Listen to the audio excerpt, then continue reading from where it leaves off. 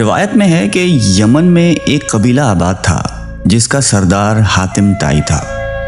اب حاتم طائی کی ثقافت سے دنیا کا کون سا آدمی ہے جو ناواقف ہے؟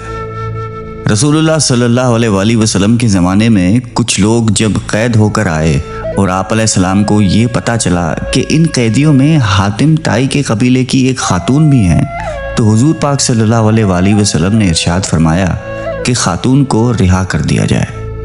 خاتون کو جب رہائی کی خوشخبری سنائی گئی تو اس نے یہ کہہ کر آزاد ہونے سے انکار کر دیا کہ میرے ساتھ قبیلے کے دوسرے افراد بھی ہیں۔ آپ علیہ السلام نے پورے قبیلے کو آزاد فرما دیا اور مال غنیمت بھی واپس کر دیا، اور نہ صرف اپنی طرف سے انعام و اکرام سے نوازا بلکہ بنفس نفیس سرحد تک چھوڑنے کے لیے تشریف لے گئے۔ حاتم طائی کی سخاوت کے ضمن میں ایک قصہ بیان کیا جاتا ہے کہ روم کے بادشاہ کی دربار میں ایک دن حاتم طائی کی سخاوت کا تذکرہ تھا۔ ایک شخص نے بتایا کہ حاتم طائی کے پاس ایک بہترین عمدہ نسل کا گھوڑا ہے جو ہوا کی رفتار سے دوڑتا ہے، خوبصورت اتنا ہے کہ جو بھی اس کو دیکھتا ہے بس دیکھتا ہی رہ جاتا ہے۔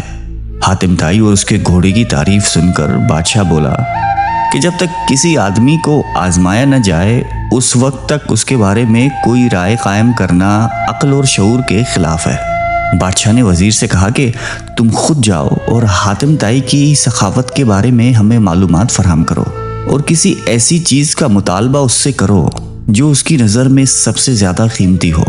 دربار میں ایک درباری نے کہا کہ حاتم طائی کے لیے سب سے زیادہ عزیز اور سب سے زیادہ قیمتی سبا رفتار ایک گھوڑا ہے۔ بادشاہ کو درباری کی یہ بات پسند آئی اور اس نے وزیر سے کہا کہ تم خود حاتم طائی کے پاس جاؤ اور اس سے وہ گھوڑا مانگ لاؤ۔ اگر وہ گھوڑے کا ایثار کر دیتا ہے تو حاتم طائی یقیناً سخی ہے۔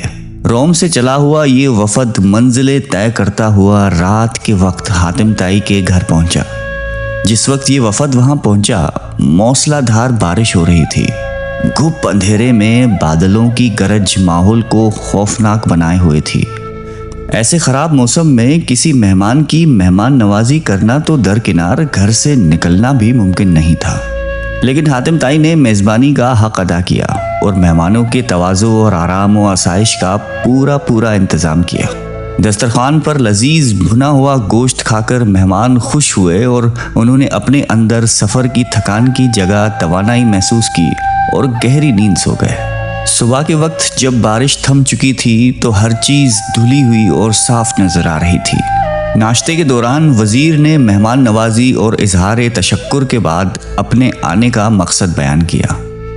کہا کہ ہمارے بادشاہ کو آپ کے گھوڑے کے بارے میں بہت کچھ بتایا گیا ہے۔ گھوڑے کی تعریف سن کر بادشاہ چاہتا ہے کہ آپ اپنا گھوڑا بادشاہ سلامت کی خدمت میں نظر کر دیں۔ وزیر کی بات سن کر حاتم افسوس کے ساتھ ہاتھ ملنے لگا اور بہت افسردہ ہو کر بولا، اگر آپ گھوڑا ہی لینے آئے تھے تو یہ بات آتے ہی مجھے بتا دینی چاہیے تھی، لیکن اب میں مجبور ہوں، اس لیے کہ میرا پیارا گھوڑا اس دنیا میں نہیں ہے۔ آپ کو تو پتہ ہے کہ پوری رات طوفانی بارش برستی رہی۔ میرے لیے یہ ممکن نہیں تھا کہ چراگاہ یا کسی اور جگہ سے کوئی جانور منگوا سکتا، لہٰذا میں نے اپنے گھوڑے کو ذبح کر دیا اور اسی کا بھنا ہوا گوشت دسترخوان کی زینت بنا تھا۔ وزیر حاتم طائی کی یہ بات سن کر حیران رہ گیا۔ بادشاہ سلامت کو جب یہ سارا واقعہ جا کر سنایا تو اس نے بھی حاتم طائی کی سخاوت کی بڑی تعریف کی۔ قبیلہ بنی طے کے سردار حاتم طائی کے بارے میں یوں رقم ہے کہ ایک بادشاہ نے حاتم طائی کی اتنی شہرت سنی کہ بادشاہ نے محسوس کیا کہ اس کی شہرت، اس کا نام اور اس کی عزت حاتم طائی سے کم ہے۔ بادشاہ کا دل بغض اور حسد سے بھر گیا۔ اس کے دل میں یہ وسوسہ آ گیا کہ جب تک حاتم زندہ ہے مجھے حاتم سے زیادہ عزت و شہرت نہیں مل سکتی۔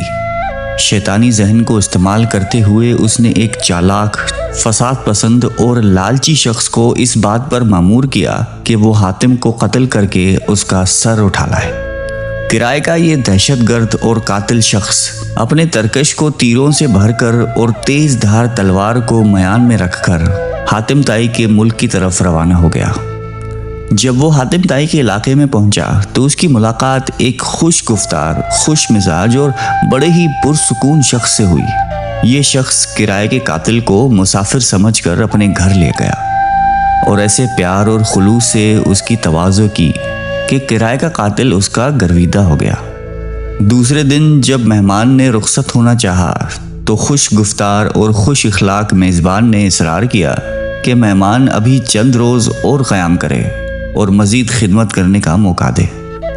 کرائے کے قاتل کے دل میں میزبان کی تکریم اور بڑھ گئی۔ اس نے کہا کہ مجھے ایک ضروری کام درپیش ہے، اس لیے میں زیادہ دن نہیں ٹھہر سکتا۔ میزبان نے کہا کہ آپ وہ کام مجھے بتا دیں، شاید میں آپ کی کچھ مدد کر سکوں۔ کرائے کے قاتل نے رازداری سے کہا کہ بادشاہ نے مجھے حاتم طائی کو قتل کرنے کا حکم دیا ہے، اس کے سر پر بڑا انعام مقرر کر دیا ہے۔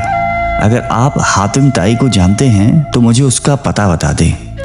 یہ سن کر میزبان مسکرایا اور عاجزی کے ساتھ جھک کر کہا کہ میں حاتم طائی ہوں، آپ اپنا کام شوق سے پورا کر سکتے ہیں، کیونکہ اگر یہ کام آپ اسی وقت پورا نہیں کریں گے تو پھر لوگ دیکھ لیں گے اور وہ مذمت کریں گے اور آپ انعام سے محروم رہ جائیں گے۔ حاتم کی یہ بات سن کر کرائے کا قاتل اپنے میزبان کے پیروں میں گر گیا۔ اس نے اپنی تلوار اور تیروں سے بھرا ہوا ترکش پھینک دیا اور کہا کہ ایسے معزز سردار کے جسم پر پھول مارنا بھی گناہ عظیم ہے۔ سخاوت کے بارے میں ایک مجلس میں حضور قلندر بابا اولیاء رحمۃ اللہ علیہ نے فرمایا کہ ایک شخص حضور صلی اللہ علیہ وآلہ وسلم کی خدمت اقدس میں حاضر ہوا اور اس نے عرض کیا کہ یا رسول اللہ، مجھے شہد چاہیے۔ آپ علیہ السلام نے فرمایا کہ عثمان کے پاس چلے جاؤ۔ جب یہ شخص حضرت عثمان رضی اللہ تعالیٰ عنہ کی خدمت میں پہنچا تو وہاں بہت سارے اونٹ بیٹھے ہوئے تھے اور گیہوں کی بوریاں لادی جا رہی تھی۔ اس شخص نے دیکھا کہ ایک بوری کا منہ کھل گیا اور اس میں سے چند کلو گیہوں زمین پر گر گئی۔ حضرت عثمان رضی اللہ تعالیٰ عنہ نے جب یہ دیکھا تو انہوں نے اپنے ملازم سے باز پرس کی اور اس کو ڈانٹا ڈپٹا کہ یہ گیہوں زمین پر کیوں گرا ہے۔ آنے والے شخص نے یہ دیکھ کر واپسی کا فیصلہ کیا اور پھر آپ علیہ السلام کی خدمت میں حاضر ہوئے اور فرمایا کہ یا رسول اللہ، مجھے شہد چاہیے۔ حضور اقدس صلی اللہ علیہ وآلہ وسلم نے پھر یہی ارشاد فرمایا کہ عثمان کے پاس چلے جاؤ۔ سوالی شخص نے ساری کارگزاری بتائی۔ آپ علیہ السلام نے پھر بھی فرمایا کہ عثمان کے پاس چلے جاؤ۔ یہ شخص دوبارہ حضرت عثمان غنی رضی اللہ تعالیٰ عنہ کی خدمت میں حاضر ہوا اور ان کے ملازم سے شہد مانگی۔ ملازم نے حضرت عثمان رضی اللہ تعالیٰ عنہ سے کہا کہ اس آدمی کو شہد چاہیے۔ حضرت عثمان غنی نے فرمایا کہ اسے شہد دے دو۔ ملازم نے برتن مانگا۔ آنے والے شخص نے کہا کہ میرے پاس تو برتن نہیں ہے۔ ملازم نے پھر حضرت عثمان غنی رضی اللہ تعالیٰ عنہ سے عرض کیا کہ حضور، اس کے پاس تو شہد لینے کے لیے برتن ہی نہیں ہے۔ حضرت عثمان غنی نے فرمایا کہ شہد کا کپا اٹھا دو۔ آنے والے شخص نے کہا کہ میں کمزور آدمی ہوں، اتنا زیادہ وزن تو اٹھا نہیں سکتا۔ ملازم پھر حضرت عثمان غنی رضی اللہ تعالیٰ عنہ کے پاس گئے اور کہنے لگے کہ آنے والا شخص بہت کمزور ہے اور اتنی شہد اٹھا نہیں سکتا۔ حضرت عثمان غنی رضی اللہ تعالیٰ عنہ کو ملازم کی بار بار مداخلت پسند نہیں آئی۔ ذرا تیز لہجے میں فرمایا کہ اونٹ پر لاد کر دے دو، اور آنے والا شخص اونٹ پر شہد لے کر چلا گیا۔ یہ واقعہ بیان کر کے حضور قلندر بابا اولیاء رحمۃ اللہ علیہ نے فرمایا کہ مجھے اس بات پر حیرت ہے کہ ہر مسلمان دولت مند بننا چاہتا ہے، لیکن کوئی آدمی حضرت عثمان غنی رضی اللہ تعالیٰ عنہ کے طرز عمل کو اختیار کرنا نہیں جانتا۔ یہ پیغمبرانہ اوصاف اور طرز فکر جب بندے کے اندر متحرک ہو جاتے ہیں تو وہ دیکھ لیتا ہے کہ کوئی شے براہ راست موجود نہیں، ہر چیز کا وجود اللہ کی حاکمیت پر ہے، سارے جہانوں کا بادشاہ اللہ ہی ہے۔ انسان زندگی میں جس چیز کو حاصل کرنا چاہتا ہے تو ضروری یہ ہے کہ اس چیز سے متعلقہ لوگوں کی صحبت اختیار کی جائے، مگر ہم شیطان کی قربت کے کوگر ہیں تو شیطان کے اوصاف پسند کرتے ہیں، اور اگر ہم رحمان سے قریب ہونا چاہتے ہیں تو رحمان کی صفات اختیار کرنی ہوں گی۔ اگر آپ بھی اللہ تعالیٰ کی قربت اختیار کر کے کائنات میں ممتاز ہونا چاہتے ہیں تو اللہ کی مخلوق کی خدمت کیجیے۔